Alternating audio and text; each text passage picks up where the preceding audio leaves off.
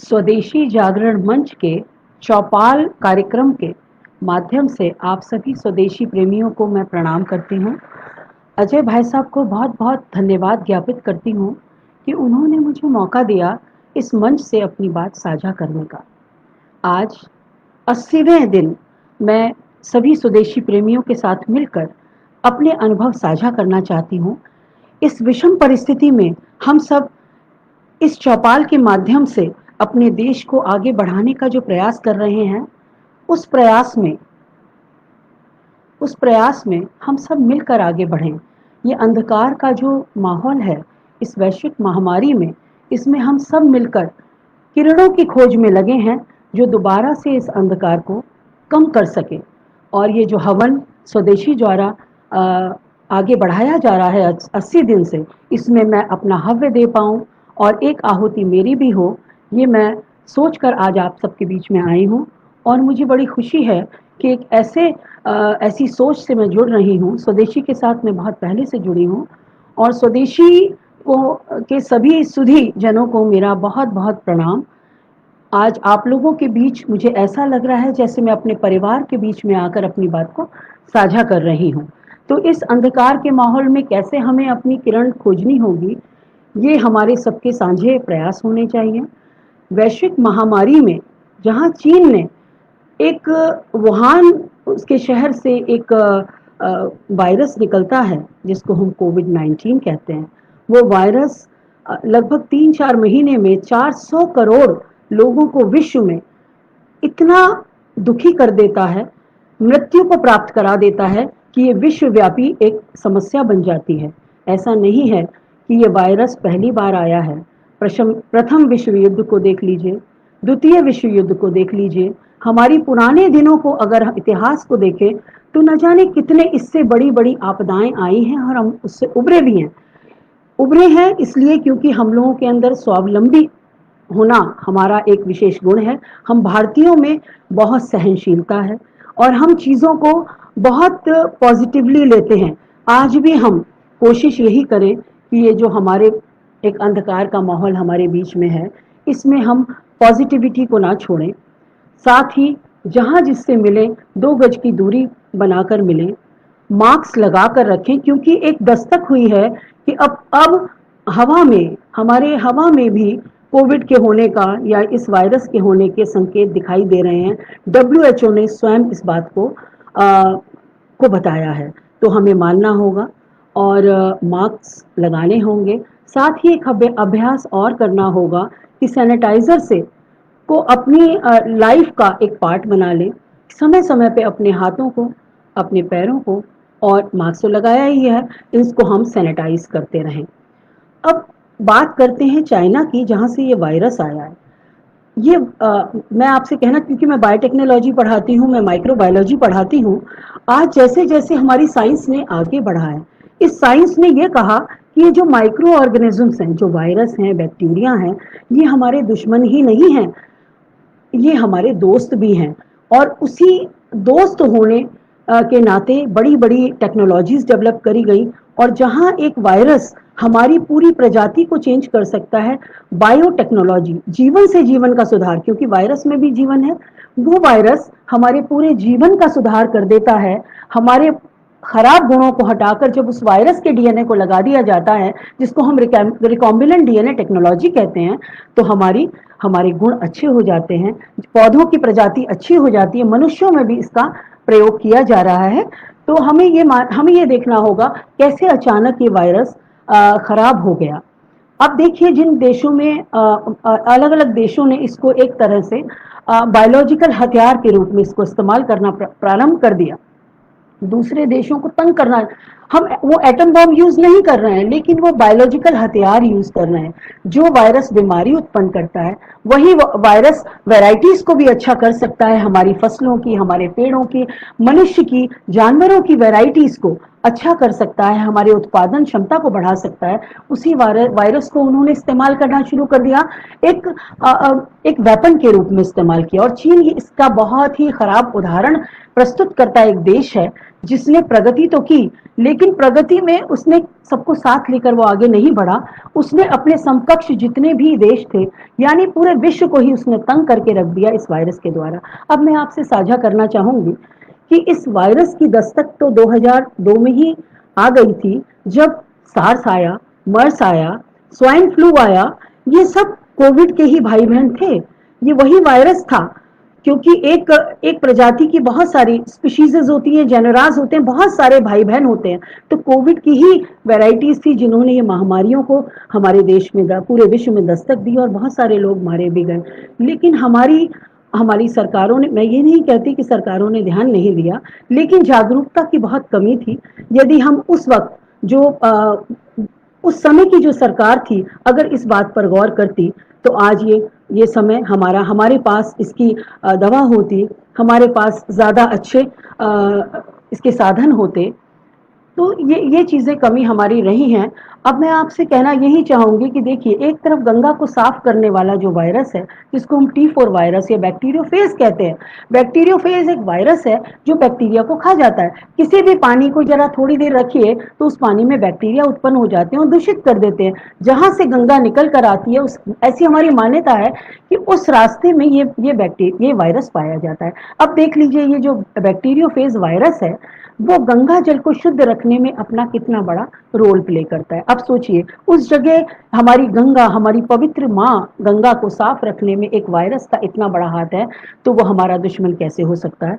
दुश्मनी, इसको एक वेपन के रूप में जब हम इस्तेमाल करेंगे तो ये हमारा दुश्मन हो जाएगा। अगर इस दोस्त के रूप में इस्तेमाल करेंगे तो लैब में, क्योंकि मैं ऐसी लैबों में मैंने इसको कल्चर भी किया है, कोविड को नहीं किया है, लेकिन तरह तरह के बैक्टीरिया, वायरसेस को, जिनको हम नेकेड आइज से नहीं देख सकते, उसको हम कल्चर करते हैं। कल्चर करने के बाद हम अच्छी वैरायटीज बनाते हैं अपने फसलों की, फूलों की। हॉर्टिकल्चर में बहुत सारी साइंस की ऐसी वैरायटीज हैं जिसमें हम इसका प्रयोग करते हैं। तो अब हम आते हैं, चलिए, चीन ने जो किया, धीरे धीरे हम नॉर्मलाइज हो रहे हैं, लेकिन स्थिति बहुत खराब है।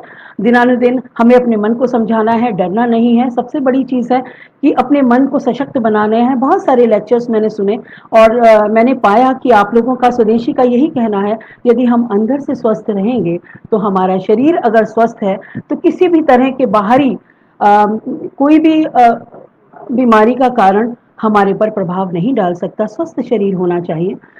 जब हम स्वस्थ शरीर की बात करते हैं तो इस स्वस्थ शरीर में जो हम खा रहे हैं, हम उसकी बात भी करें।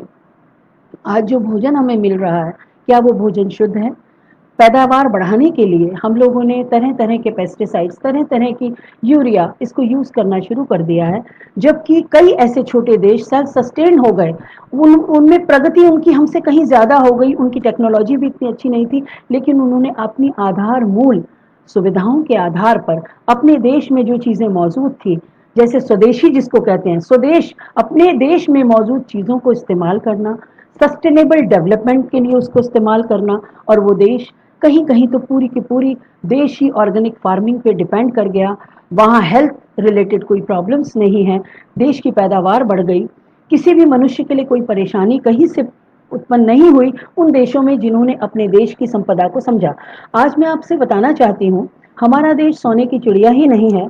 हमारे देश में 26 हॉटस्पॉट्स वो होते हैं जहाँ की एक बायोडाइवर्सिटी कंजर्वेशन, जो हमारी जैव विविधता है, जैव विविधता के आधार पर, जिसमें जिसमें जीव जंतु हैं, पेड़ पौधे हैं, ये सब हैं, जैव विविधता के आधार पर जो 26 हॉटस्पॉट्स हैं, उसमें से 2 हॉटस्पॉट्स हमारे यहाँ पाए जाते हैं। अब सोचिए, विश्व में 26 हैं और 2 भारत में पाए जाते हैं। एक है ईस्टर्न हिमालयाज और वेस्टर्न घाट्स।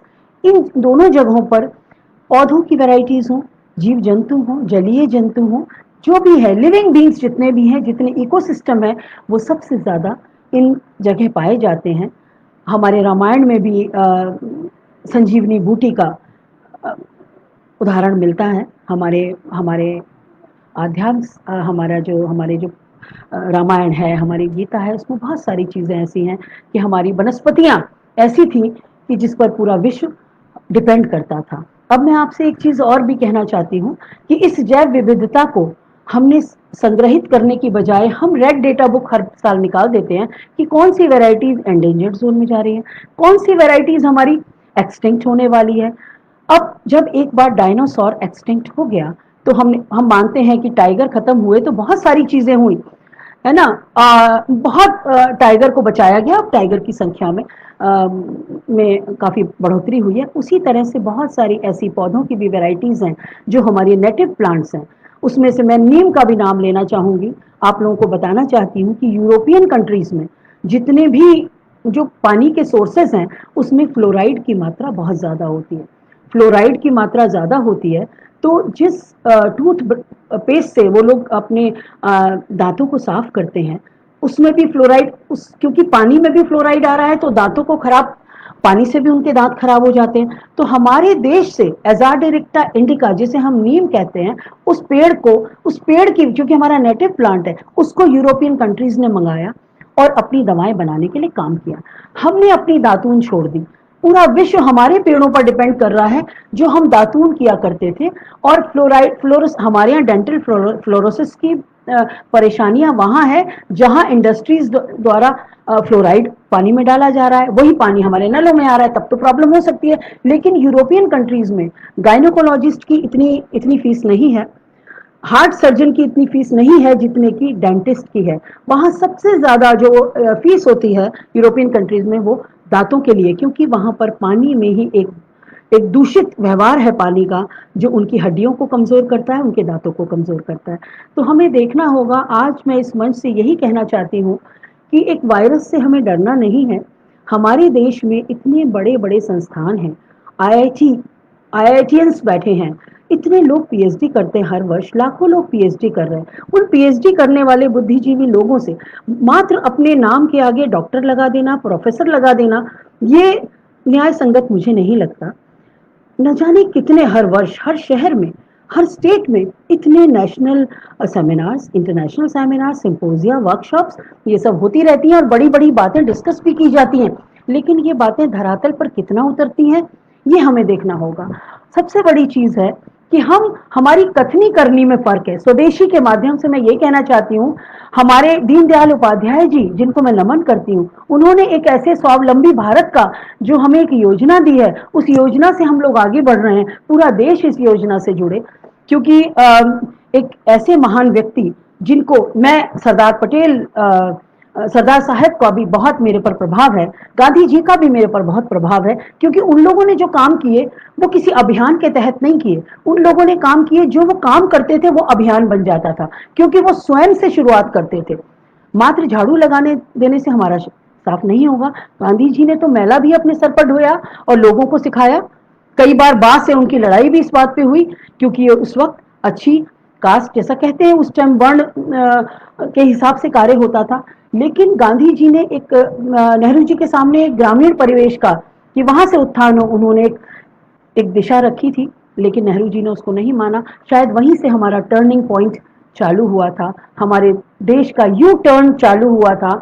आज हमें समझना होगा, पुरानी बातों को हम डिस्कस करें कि क्या हुआ, किस तरह से हमारे देश की अर्थव्यवस्था को कम किया गया, कैसे अंग्रेजों ने आके हमें ब्लैक अंग्रेज बना दिया, हमारे को शराब की तरफ आगे बढ़ाया, क्योंकि नशा और अंग्रेजियत की ओर हमारा रुझान।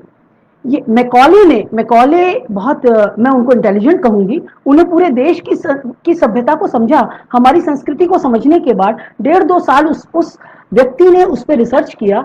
और जब उस वक्त हमारा देश पूरे विश्व की 20% जो जीडीपी थी उसको वो एंजॉय करता था, अपने देश के प्रोग्रेस के लिए, अपनी प्रोग्रेस के लिए हम इस्तेमाल करते थे, वो भी समय था हमारा। उसको उसने समझा और कहा कोई निरक्षर नहीं है जिस देश में, कोई भी भिखारी नहीं है, इस देश को निरक्षर बना दो, इनकी संस्कृति से निरक्षर बना दो, अंग्रेजियत इन पर हावी कर दो और निरक्षर बना दो इनको, साथ ही इनको नशे की आदत डाल दो। तो अंग्रेजियत ने हमें काला अंग्रेज तो बना दिया, साथ ही हमें नशा करना भी सिखा दिया। तो हमारे देश का सोना, हमारे देश का पैसा धीरे धीरे करके विदेशों में पहुंच गया। हमारी सोने की चिड़िया ऐसे कोई हीरे जवाहरात चुरा के नहीं ले गया है। हमारी जो आज युवा पीढ़ी मेरी बात को सुन रही है, मैं किसी पॉलिटिक्स में नहीं जाना चाहती, मैं कोई अर्थशास्त्री नहीं हूं कि मैं अर्थव्यवस्था को यहां बताऊंगी, पर बच्चों से इतना जरूर कहना चाहती हूं कि हमारे बच्चे, हमारे कर्णधार जो आज हमारे छात्र हैं, युवा पीढ़ी है हमारी, उसको समझना होगा कि किस तरह से हमारे देश को चीट करा गया। कुछ गलत लोगों ने प्रभुत्व यहाँ रहा उनका, और जो काबिल लोग थे उनको साइडलाइन कर दिया गया। काश हमारे वो काबिल लोग जो जिन्होंने बड़े बड़े अभियान किए, जो वास्तव में देश के बारे में सोचते थे, उनको साइडलाइन ना किया होता तो आज हमारे देश की अर्थव्यवस्था, हमारा देश किस पायदान पर होता, इसका आपने कल्पना भी नहीं करी होगी।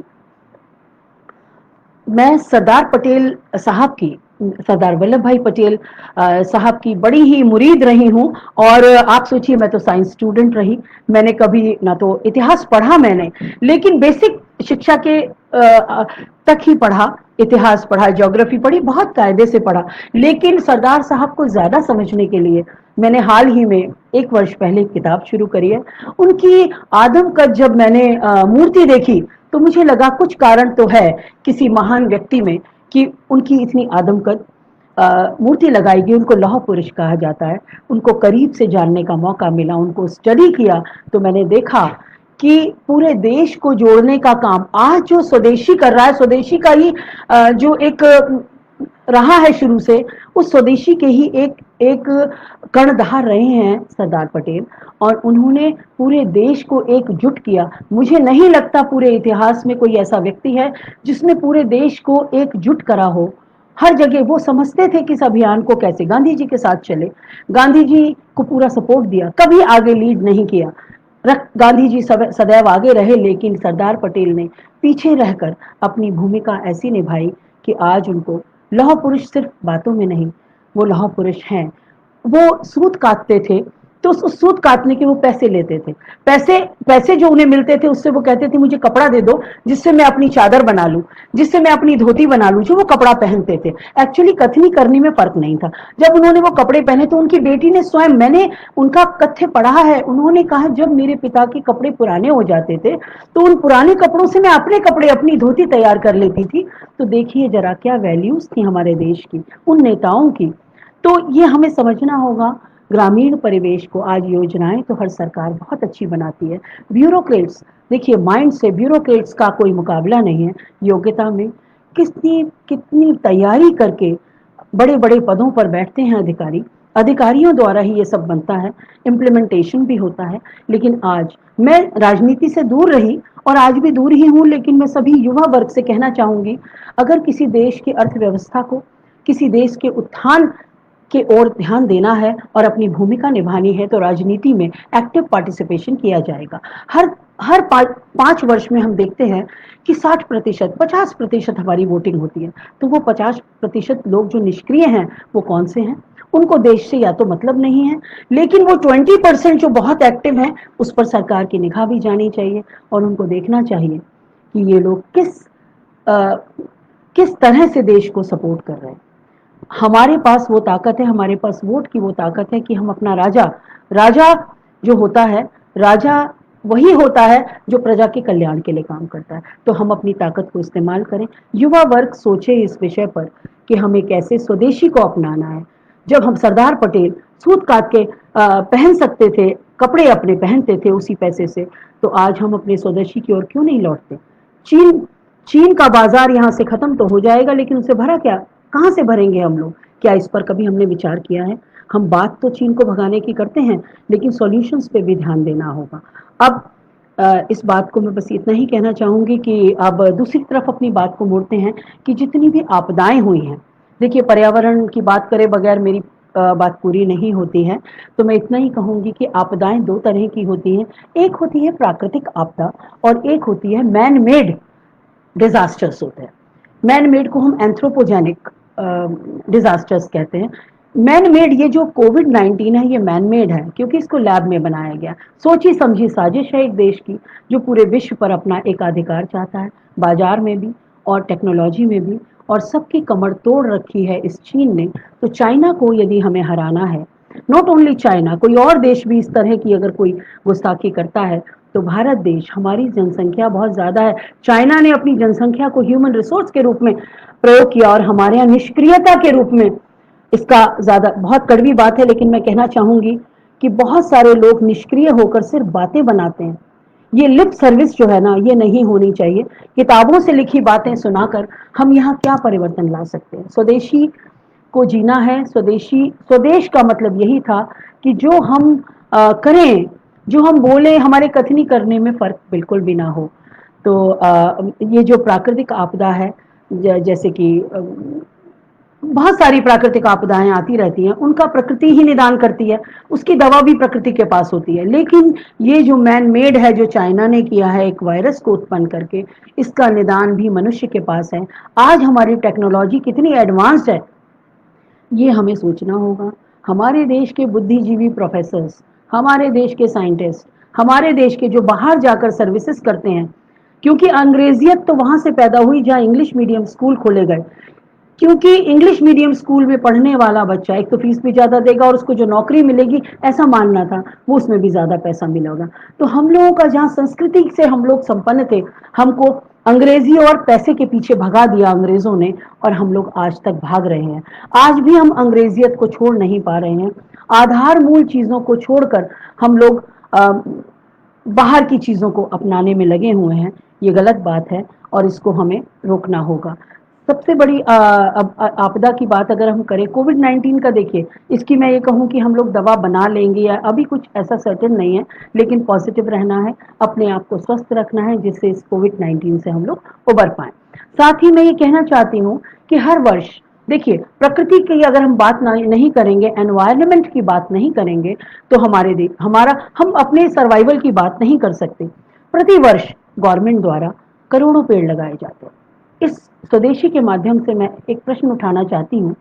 हमारे देश में जो हमारा क्षेत्रफल है, उसमें ग्रीनरी 33% होनी चाहिए। पहले ये थी, धीरे धीरे ये अर्बनाइजेशन के नाम पे, इंडस्ट्रियलाइजेशन के नाम पर ये ग्रीनरी खत्म होती रही। लेकिन हर वर्ष मैं देख रही हूँ करोड़ों पेड़ लगाए जाते हैं। करोड़ों पेड़ लगाने के बाद भी 6% से ज्यादा हमारी ग्रीनरी नहीं बढ़ रही है। क्या कारण है? ये करोड़ों पेड़ कहाँ जाते हैं? क्या लगाया जा रहा है? साथ ही अब तो एक नई बात होने लगी है, 80 के दशक में भी हुआ था कि यूकलिप्टस लगाया गया था। यूकलिप्टस एक ऐसा पेड़ है, ठीक है, बायोडाइवर्सिटी कंजर्वेशन में उसका थोड़ा बहुत हाथ है, लेकिन यूकलिप्टस जिसको हम सफेदा भी कहते हैं, उसकी सबसे बुरी, उसकी जो जो जड़ें होती हैं वो कई किलोमीटर तक जाती हैं और गहराई में जाती हैं, और ये जमीन के पानी को सोख लेता है। भूजल सप्ताह चल रहा है, आप सबको मैं शुभकामनाएं देना चाहती हूँ, क्योंकि ये भूजल सप्ताह चल रहा है। भूजल पर भी हमको सोचना होगा। आज फिर वही नीति अपनाई जा रही है। देश में सागौन और यूकलिप्टस के पेड़ लगाए जा रहे हैं 8%। सोचिए, हमारे एक तरफ हम बात करते हैं भूजल संरक्षण की, दूसरी तरफ हम सफेदा और सागौन लगा रहे हैं।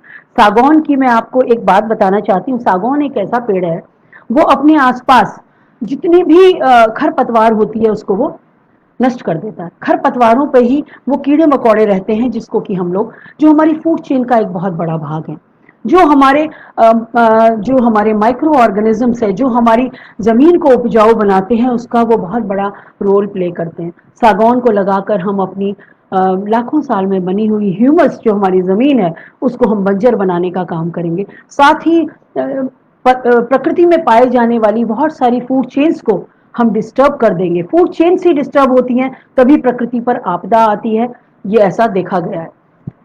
तो इसे रोका जाए, सफेदा ना लगाया जाए, यूकेलिप्टस को रोका जाए, सागौन को भी रोका जाए।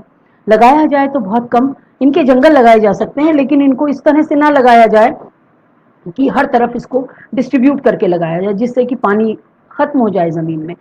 अब नीम की बात जैसे मैंने आपको करी थी, नीम, तुलसी और पीपल, इन 3 पेड़ों को, तुलसी बहुत छोटा सा पेड़ था और इसको माइथोलॉजी से इसलिए जोड़ा गया कि तुलसी एक ऐसा पेड़ है जिसमें छोटा सा, जिसको माइथोलॉजी से, पूजा पाठ से पुराने लोगों ने ही इसलिए शायद जोड़ा होगा, मैं मानती हूँ, क्योंकि इसके अंदर इतने अल्कलॉइड्स पाए जाते हैं कि इससे हम दवाइयों का, ये रामबाण है हर दवाई के लिए। इवन कोविड-19 के लिए भी जो काढ़ा बनता है उसमें तुलसी जरूर डाली जाती है। इसीलिए इसको बचाने के लिए, क्योंकि एक झाड़ी नुमा था, इसको कोई भी उखाड़ कर फेंक देता, इसको बचाने के लिए अपने धर्म से जोड़ा गया। पीपल जो 24 घंटे ऑक्सीजन देता है, उसको जोड़ने के लिए उसे धर्म से जोड़ दिया गया। आज बरगद खत्म होते जा रहे हैं, शहतूत खत्म होते जा रहे हैं, नीम की भी, लोग नीम भी लगाना नहीं चाहते। मैंने तो ऐसे लोग भी देखे हैं जो अपने घर के बाहर के पेड़ों को इसलिए काट देते हैं कि वहां इंटरलॉकिंग टाइल्स लगेंगी, पत्ते नहीं गिरेंगे तो वो वहाँ पर गंदगी नहीं होगी। गंदगी हमारे दिमाग में है, जिसे हमें साफ करना होगा और अपने पेड़ों से प्यार करना होगा। इतना मेरा कहना है। और साथ ही मैं आपसे इतना कहना चाहती हूँ कि पेड़ों का अ, जो ये वृक्षारोपण है, ये कोई दिखावा नहीं है। हमारी युवा वर्ग, हमारे स्कूल का ये एक पाठ्यक्रम में शामिल किया जाए कि हर बच्चे को हर वर्ष एक पेड़ लगाना है। गवर्नमेंट को, गवर्नमेंट जो लगाती है उसे लगाने दीजिए, लेकिन हमारे बच्चों द्वारा, हर बच्चे द्वारा एक पेड़ लगाया जाए, वो उसको नर्चर करे। अगर वो पेड़ मर जाता है तो बच्चा दोबारा उसको रोपित करे, उसको नर्चर करे। बच्चों को, अपने यूथ को ऐसी ऐसे अभियान से जोड़ेंगे अगर हम लोग, तो बहुत काम हो जाएगा। साथ ही मैं आपसे ग्रीन पीस मूवमेंट के बारे में बात करना चाहूँगी।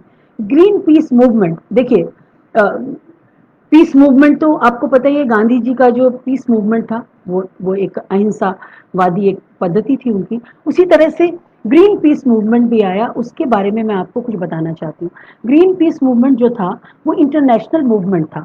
इस मूवमेंट में 3 चीज़ों को ध्यान में रखा गया कि कहीं डंपिंग ऑफ हैज़ार्डस वेस्ट ना हो। हैज़ार्डस वेस्ट मतलब कोई भी ऐसी चीज़, चाहे वो किसी इंडस्ट्री से निकलने वाला मैला हो, वो कभी कहीं ना तो ज़मीन में डाला जाए, ना ही नदियों में डाला जाए। और दूसरी तरफ जो विदेशों से आने, जो हमारे डेवलप्ड कंट्रीज़ हैं, वो जब अपनी शिप वो लोग डिस्कार्ड कर देते हैं, तो डेवलपिंग कंट्रीज, गरीब देशों में आकर उन शिप को काटा जाता है और उनसे महत्वपूर्ण चीज़ों को निकालकर गरीब देश अपने काम में लाते हैं। तो ये जो शिप का तोड़ना था, ये भी ग्रीन पीस मूवमेंट में आया। गुजरात और कर्नाटका में विदेशों से आए हुए शिप वहाँ काटे जाते थे, तो आप सोचिए समुद्र भी उससे विषाक्त होने लगा था। इस शिप, ये जो हमारे जो बड़े जहाज थे, इनके अंदर बहुत सारे ट्रेस एलिमेंट्स ऐसे पाए जाते थे कि जो वर्कर्स इन्हें तोड़ते थे, एस्बेस्टॉस, जो कि बहुत इंजूरियस टू द हेल्थ है, वो इसमें बहुत ज्यादा निकलता था, जो पानी को भी दूषित करता था। और वर्कर्स जो कि इस शिप को काटकर अपनी इकोनॉमी को एनहांस करने का काम कर रहा है, जो राज्य, विदेशों ने तो फेंक दिया कूड़ा, उस कूड़े को हमारे देश के पास इसलिए फेंक दिया कि हम उससे, मैं ये नहीं कहती कि उन्होंने फेंका, लेकिन इस कूड़े को यदि हम उठाकर लाए हैं तो उसको भी एक ग्रीन पीस मूवमेंट के अंदर रखा गया। और गुजरात में तो शिप को तोड़ा जाए, उस पद्धति को ही खत्म कर दिया गया। इसी तरह से कई तरह का हैजर्डस वेस्ट होता है। आज एमएनसीज हमारे देश में आ रही हैं, ये जो टेक्नोलॉजी, ई टेक्नोलॉजी बढ़ रही है, जिसके माध्यम में इसकी अच्छे पक्ष को भी लूंगी कि आज आप लोगों के बीच में मैं हूं और मैं आपसे बात कर पा रही हूं। लेकिन जरा सोचिए, एमएनसीज में जहां 10 वर्ष बाद या 4-5 वर्ष बाद ये लैपटॉप्स, ये जितने भी इलेक्ट्रॉनिक डिवाइस हैं, ये सब डिस्कार्ड कर दिए जाते हैं, कहाँ डंप होते होंगे? हम सिर्फ वहीं लगे हुए हैं कि हमारे घर का कूड़ा, जो गीला कूड़ा है, सूखा कूड़ा है, उसको हम कैसे निस्तारित करें। जरा सोचिए हमारे देश की क्या स्थिति होगी जहां डंपिंग साइट्स नहीं हैं, लेकिन ये कूड़ा इकट्ठा होता जा रहा है। इलेक्ट्रॉनिक डिवाइस में कुछ ऐसे ट्रेस एलिमेंट्स होते हैं जो कि बहुत ज़्यादा इंजूरियस होते हैं हमारे स्वास्थ्य के लिए। कोरोना वायरस ये एक हो सकता है, लेकिन हमारे आसपास बहुत सारी ऐसी चीज़ें हैं जो हमें प्रभावित कर रही हैं। मास्क हमने अभी लगाया कोविड-19 के लिए, लेकिन आपने देखा है पिछले वर्ष जब दिल्ली इतनी विषाक्त हो गई कि सभी को मास्क लगाना पड़ा, उस वक्त तो कोई वायरस नहीं आया था। जरा सोचिए, हमारी गाड़ियां आज बंद हैं, तो प्रकृति ने अब पुनः अपने स्वरूप में आ गई है। प्रकृति ने इसीलिए शायद हमें ये सजा दी है। मुझे तो लगता है कि जब हमारे कर्म, कहते हैं जब घड़ा भर जाता है पापों का, तो वो फूटता जरूर है। शायद इसके पीछे हमारे कृत्य ही इसके पीछे हैं।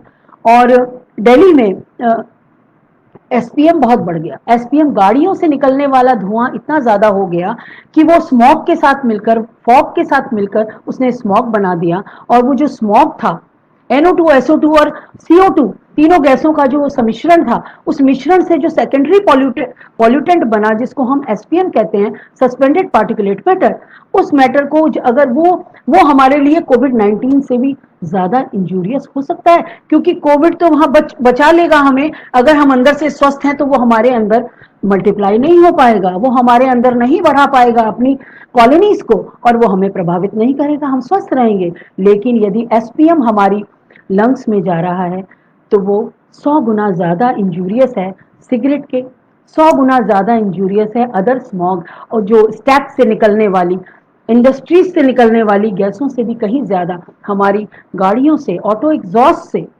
जो हमारे हमारे कार हैं, बसें हैं, टू व्हीलर्स हैं, थ्री व्हीलर्स हैं, फोर व्हीलर्स हैं, हैवी हैवी गाड़ियां हैं हमारी, उन सब से निकलने वाला डीजल और पेट्रोल से निकलने वाली जो गैसेस है, उनका जब एक कलेक्टिव, एक बोलूँगी कलेक्टिव फॉर्म है, दैट इज कॉल्ड एसपीएम, उससे भी हमें बचना होगा। बहुत सारी चीज़ें हैं जिस पर हमें काम करना होगा और इस तरह से हम स्वयं को बचा पाएंगे। वहाँ एनजीटी को मैंने 4-5 पॉइंट्स दिए थे।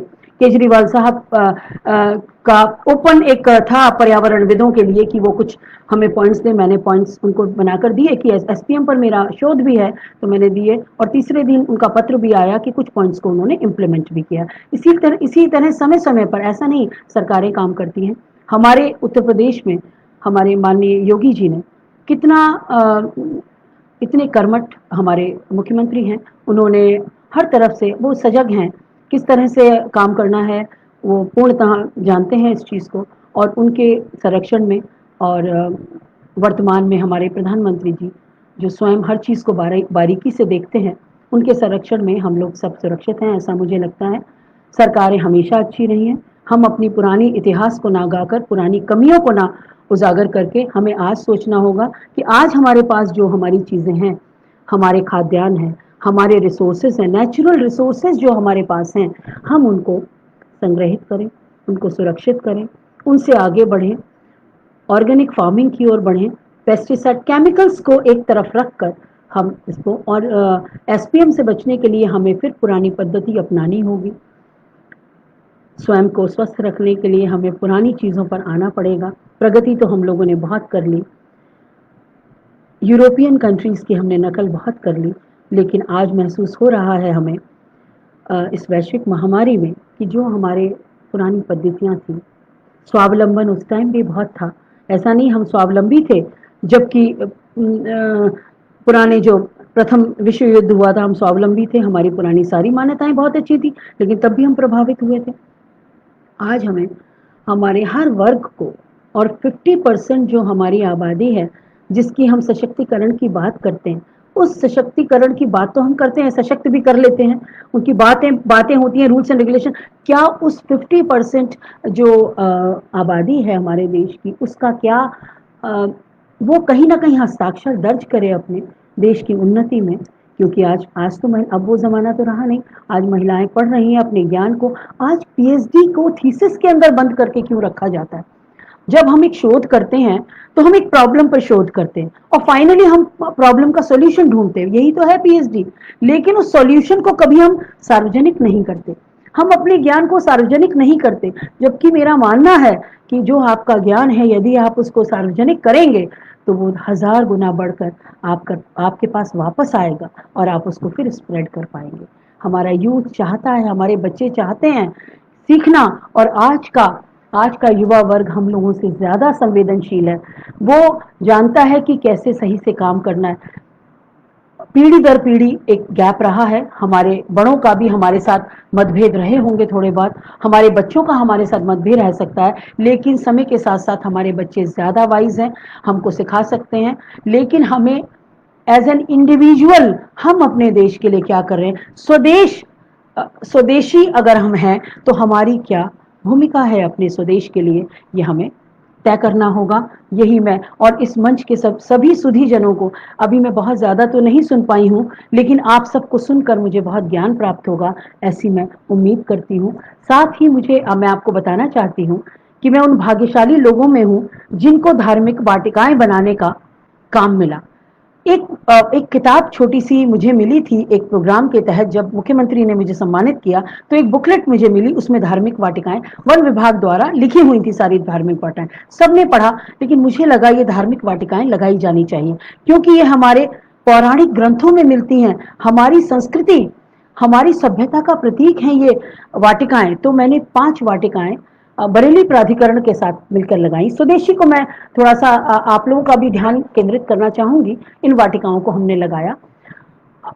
आप ये सोचिए कि वहां जो बीडीए की जो वीसी थी, वाइस प्रेसिडेंट थी, she is from political science, she doesn't know about कि ये वाटिकाएं क्या होती है, लेकिन एक टेबल पे बैठ के हमने डिस्कस किया और मैंने बताया, क्योंकि बॉटनी में मैंने इन पौधों को पढ़ा हुआ है और वास्तु के हिसाब से, फेंगशुई के हिसाब से चाइना का बुद्धा रखने की जगह, जो हम लोग बिल्कुल उस हर घर में बुद्धा, मेरे घर में भी गिफ्ट के रूप में आया और हम लोगों को लगता था कि फेंगशुई हमारे लिए कुछ मिरेकल कर सकता है, लेकिन ऐसा कुछ नहीं है। हम आपको बता सकते हैं कि इन वाटिकाओं के माध्यम, चाहे वो हरिशंकरी वाटिका हो, चाहे नवग्रह वाटिका हो, नक्षत्र वाटिका हो, पंचवटी वाटिका हो, राशि वन हो, इस तरह की वाटिकाएं, राशि जो हमारी अखबार में निकलती है लोग सुबह देखते हैं, लेकिन हर राशि के साथ एक पेड़ जुड़ा हुआ है। क्यों ना हम हर व्यक्ति के साथ, जो हम नग पहनते हैं अपने हाथों में, अपने ग्रह सही करने के लिए, यदि हम पेड़ लगाएंगे, उस ग्रह से रिलेटेड पेड़ लगाएंगे, तो वो ग्रह हमारा शांत होता है। ये एक पद्धति हमें रोपनी होगी अपने युवा पीढ़ी में, और इस तरह से वृक्षारोपण को किसी ना किसी माध्यम से, जैसे हमारे पुराने लोगों ने तुलसी को माइथोलॉजिकल रूप दिया, एक पूजनीय स्थान दिया, जबकि वो मेडिसिनल प्लांट था, उसी तरह से आज इन वाटिकाओं के माध्यम से हम अपनी पद्धति को आगे बढ़ाएं।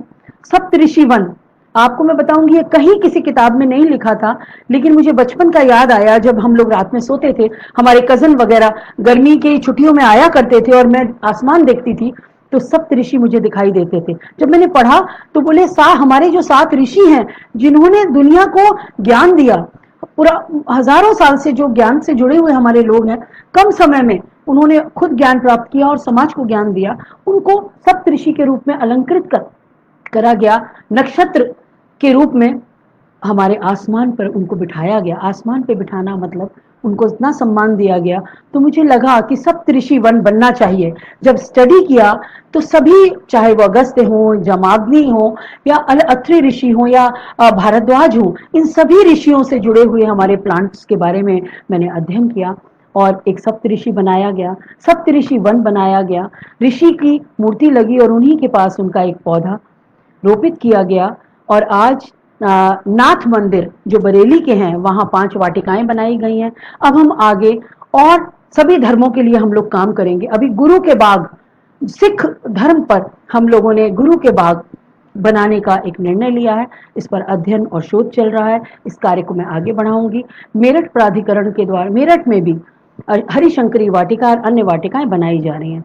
धन्वंतरी वाटिका तो 2010 में मैंने पीएससी परिसर में लगाने की एक प्लानिंग करी थी, और जितने मेडिसिनल प्लांट्स हो, उनकी बोटेनिकल नेम, उनकी इकोनॉमिक वैल्यू, उनकी मेडिसिनल वैल्यू, सभी वैल्यूज, क्योंकि अगर कोई देखने आता है हमारी वाटिकाओं को, तो वो बच्चे समझे तो सही इन पेड़ों से हमारी मान्यताएं कैसे जुड़ी हैं, कैसे ये पेड़ हमारे लिए पहले सिर्फ हकीम हुआ करते थे और बीमारियों का उपचार हो जाता था। आज बड़े बड़े फॉरेन रिटर्न डॉक्टर्स हैं, लेकिन किसी के पास कोई कोई दवा नहीं है आजकल की जो त्रासदी है उसके लिए। ये मैं आप लोगों से बस इतना कहना चाहूंगी, और स्वदेशी के सभी आदरणीय जनों को मैं बहुत बहुत धन्यवाद देती हूँ। अजय जी को तो मैं बहुत ज्यादा धन्यवाद देती हूँ कि उन्होंने मुझे हमेशा बनारस में प्रोग्राम था तो उन्होंने मुझे, मैं लखनऊ में थी तो उन्होंने बुलाया, स्वदेशी को समझने का मौका दिया, अपनी पुस्तकें दी, मैंने पढ़ा, क्योंकि मैं अपनी पे, हम लोग अपनी भी मानते हैं कि हम लोगों ने, क्योंकि हमारी भी शिक्षा अंग्रेजी माध्यम से रही, तो हम लोगों ने भी, हम लोग भी दूर रहे बहुत सारी चीजों से, लेकिन धीरे धीरे जिस परिवार में मैंने जन्म लिया वहां संस्कार रोपित किए गए माता पिता द्वारा, तो वो आज हमारे अंदर है। हमारे डीएनए में आज भी, हमारे बच्चे कितने भी अंग्रेज बन गए हैं, लेकिन कहीं ना कहीं हमारे डीएनए में हमारी संस्कृति है। बस उसको थोड़ा सा नर्चर करने की, थोड़ा सा खाद देने की जरूरत है, और ये हम बड़े लोग ही करेंगे। बड़े लोगों को मैं कुछ नहीं कह रही हूँ, आप लोगों का सिर्फ मुझे आशीर्वाद चाहिए, लेकिन हम सब साथ मिलकर अपनी युवा पीढ़ी को अपने अभियानों से जोड़े। हम एक अभियान का रूप बने, जैसे कि लौह पुरुष सरदार साहिब थे, गांधी जी थे, या अन्य बहुत महान पुरुष रहे। उन लोगों ने खुद को एक अभियान, उन्होंने कोई अभियान नहीं बनाया कि स्वच्छता मिशन बनाया, लेकिन स्वच्छता को जिया, स्वच्छता को किया। और कोरोना के लिए बस इतना ही कहना है, खुद सफाई रखें, स्वच्छता इसका बहुत बड़ा एक कारण है, सुरक्षित रखें खुद को, और हम इस वैश्विक महामारी से जरूर उभरेंगे। ईश्वर पर मेरा विश्वास है, और ईश्वर पर विश्वास रखने वालों का कभी बुरा नहीं होता। हमारे देश की पद्धति, हमारे देश की संस्कृति कहती है कि ईश्वर साथ है तो आप सब कुछ कर पाएंगे। मैं आप सभी को प्रणाम करती हूँ और सभी सुनने वालों को, मेरे बहुत सारे मित्र जुड़े हुए हैं, कोई प्रश्न हो, देखिए बहुत ज्यादा बात मैं नहीं कर रही, बहुत कुछ आपसे बातें करनी थी, समय का अभाव है, लेकिन मैं फिर आऊंगी आपके बीच में। धन्यवाद, थैंक यू वेरी मच।